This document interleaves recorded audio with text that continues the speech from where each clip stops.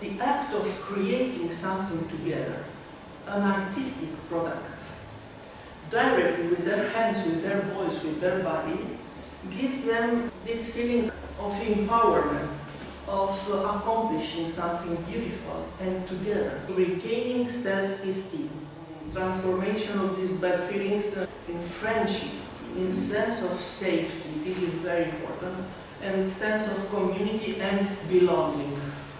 Also calming, relaxing, to be at ease, speaking with the others and sharing thoughts and emotion without fear.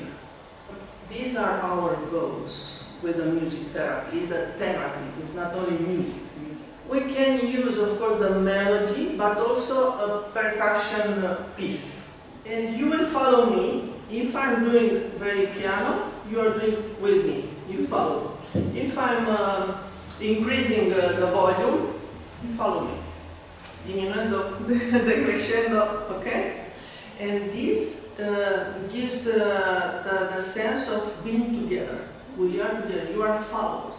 You are part of a group. You are not alone. We begin with a simple rhythm, yeah? Quavers, Patri, okay? With me.